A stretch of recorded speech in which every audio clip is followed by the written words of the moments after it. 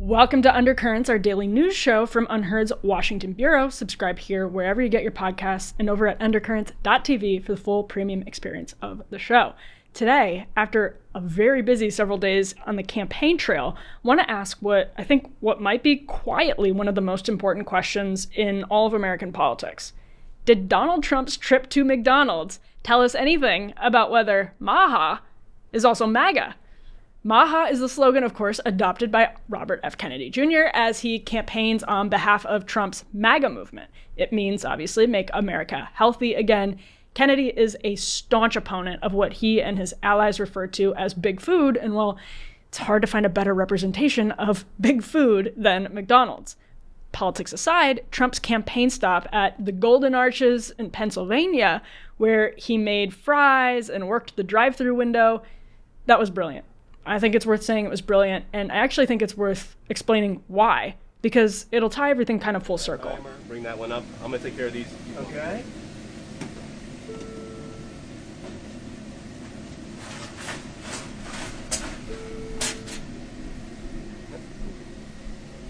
Right there.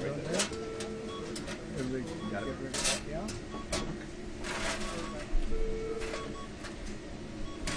Good. Put that right far right, hang it right up there. Yeah. And then you want to do the salt over here? Yeah. I did these ones already, they're good. You just got to do that one right there. So grab that. Let me give them extra salt. No. Viral posts highlighting the resemblance between Trump's campaign stop and an old Andy Warhol quote actually kind of help explain this. This is a Warhol quote from, I think, the mid-70s. "The president has so much good publicity potential that hasn't been exploited. He should just sit down one day and make a list of all the things that people are embarrassed to do, that they shouldn't be embarrassed to do, and then do them all on television." It sort of sounds prophetic from the master of pop art, Andy Warhol, but that's basically what Donald Trump did in the last couple of days at McDonald's. It's the economic populism of MAGA at its most effective. Populists on the left, though, are very familiar critics of the Golden Arches. McDonald's underpays workers, pushes toxins on the working class, it disproportionately preys on and harms Black Americans, poor Americans. That's a line of criticism that the populist left has leveled towards McDonald's for years and years and years. RFK Jr. himself leveled that criticism not that long ago, just back in 2020, when he posted a quote from an article that was originally published in Truth Out to his Facebook. Coca-Cola, McDonald's, and the larger food and beverage industry have already seen to the enactment of at least a dozen laws preempting local public health policies like soda taxes, product labeling, and restrictions on junk food marketing to kids, RFK Jr. quoted from the article, again, on his Facebook page. The article added, "This has allowed the industry to continue its racist marketing campaigns, target marketing to Black youth and other youth of color. Understanding these tactics is key to undoing and preventing further proliferation of the industry's preemption push."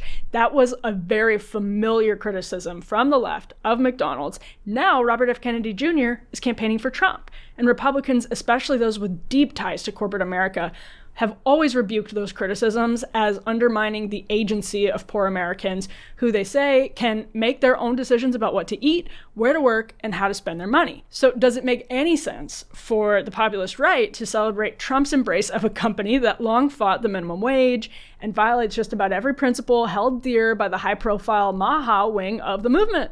MAHA campaigns directly against big food, and again, it's very hard to get much bigger than McDonald's itself. The Wall Street Journal picked up on this, maybe you could call it a conflict, earlier in October. Joe Grogan, he worked in Trump's White House, told the Journal, quote, "It's not a marketing thing. Trump has bought into it." Just a few days later, Trump went to McDonald's and campaigned. Kennedy advisor Callie Means told the Journal, quote, "It's not about lecturing Americans to eat healthy. It's about not having completely co-opted institutions provide standards on health and food." Now, if I put my cards on the table, I really agree with what Means says there. And I think it might be a plausible source of unity in what is trying to be brokered as an unlikely marriage between MAGA and MAHA. I'm really curious about this, though, so I reached out to a very high-profile player in MAGA circles, someone who's a longtime policy aide in GOP circles, and I asked whether Republicans would or could actually fold the MAHA agenda into serious legislative efforts, either in the White House if Trump won or on Capitol Hill. So this person replied, talking about those arguments that the food industry and Republicans made about government overreach, and said, quote, "Unfortunately, the GOP is very susceptible to those arguments." So I came back and asked, do professional conservatives have the appetite and the policy knowledge to convert MAHA into a policy agenda? The person replied, no. There is high interest and appetite, but low policy acumen. That's critical. Debates about whether MAHA is MAGA are going to keep raging and raging in the months ahead. And that is true whatever happens in November. I think probably the bigger question is whether MAGA is also the GOP. Because if you think about it, Republicans don't really have the muscle memory to start taking on big food. Republicans have, for years, made the argument that this source said they are, quote, susceptible to, that the American people should have the freedom to decide whether to stuff their body full of all of these toxins. And it's a sliding scale, of course. The question really becomes whether Republicans are willing to draw those lines in ways the food industry is very uncomfortable with, because they've gotten accustomed to not drawing the lines. They've become accustomed to the freedom to sell Americans certain foods over and over again for decades and decades. And Republicans themselves have defended those positions. So think about it. This is asking Republicans to do what politicians never want to do and say they were totally wrong about something. And that's always very, very difficult to accomplish on a mass political scale. Now, Trump has managed to make Republicans, many of them, do that on questions like trade. How many Republicans that now back Donald Trump were vehemently opposed to where Trump comes down on trade, where Trump comes down on immigration, where Trump comes down on NATO? I mean, it was absolutely beyond the pale to offer pitch criticisms of NATO before Donald Trump came along and changed the GOP forever. But does it stay that way after Donald Trump, whenever that might be? Does it stay that way if there's another Trump White House and he has to hire some of the old GOP hands to come in and be his eyes and ears on the policy front at places like the EPA, at places like the Department of Agriculture that make a lot of these critical decisions about the food that we eat? I don't know. And I think this particular source is on to a really important point, that MAGA Republicans may have the will. They may be newly interested. They may know in their hearts and in their minds that they got something really critical wrong for a long time. Does that get converted into a real policy agenda from the Republican Party is honestly a totally different question. And we've seen many times the federal government be wildly unresponsive to where the public is on really critical issues, and that is both on the left and on the right. The food industry is enormously powerful. That's part of the MAHA argument, and it's obviously correct. One thing that we all agree on is that Americans are unhealthy. So what this question gets to is whether Americans can be healthy again, or whether the food industry will retain its power, largely retain its ability to sell cheap food that is making Americans unhealthy. These questions, I don't want to get into the morality and the ethics of it, because that's a subject for a different time and really for an expert.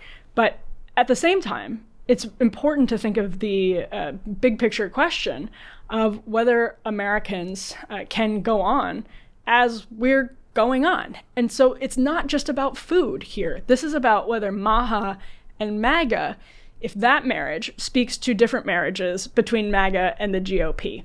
If, an after-Trump GOP looks more like a Nikki Haley administration, or if a Nikki Haley administration in the future would be kind of MAHA, would be open to sticking it to big food.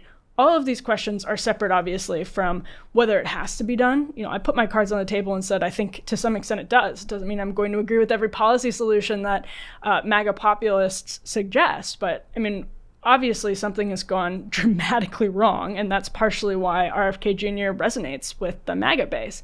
But McDonald's is a really fascinating question, lest you think this is overcomplicating the very simple optics of Donald Trump holding a McDonald's bag aloft outside of the drive-thru window. It's really not, because McDonald's is that sort of middle of the Venn diagram where the old Republican Party and the new Republican Party meet.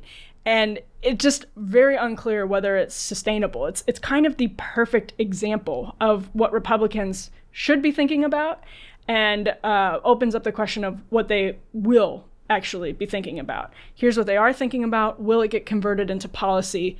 totally separate questions, but it all comes together in this question, oddly enough, of McDonald's, let alone Donald Trump with McDonald's. I mean, it's just the perfect storm of factors that are mingling with each other as we try to better understand what especially as Republican politicians try to understand what their party should be, and then the separate question of what their party will be. Again, the one thing that we can all agree on is that something with Americans' health obviously needs to change.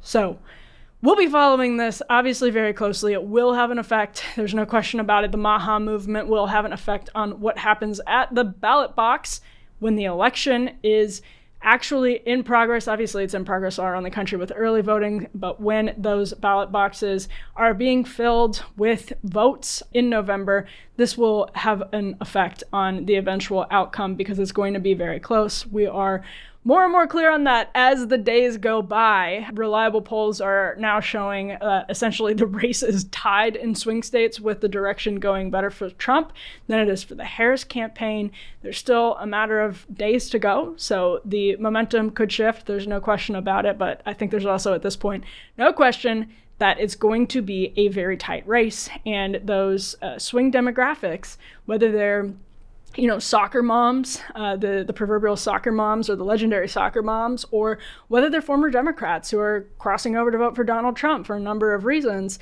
people who like RFK Jr., people who like Tulsi Gabbard, whatever the case may be, these swing demographics are going to be extremely consequential. So it's an important storyline to follow as election day approaches, and certainly after the election as well. Thank you so much for tuning in. This is Undercurrents. Please make sure to subscribe here on the Undercurrents YouTube channel. We are here every single day. We're also here wherever you download your podcasts. Make sure to subscribe there. And if I could ask a personal favor, make sure to leave a review. It's so helpful. If you get your podcasts via Apple and you download your podcast there and you want to leave a review, that always helps us so much. And if you want to support the show, undercurrents.tv is where you can go to get a premium subscription. You get all kinds of cool stuff over on unheard.com. And of course, you get everything from Undercurrents, where we're talking with smart people, some of the smartest and most influential people in American politics and culture before the election. We'll be here after the election. So if you want more from the show, undercurrents.tv is the place to go. Thank you so much for tuning in. We will be back here with more tomorrow.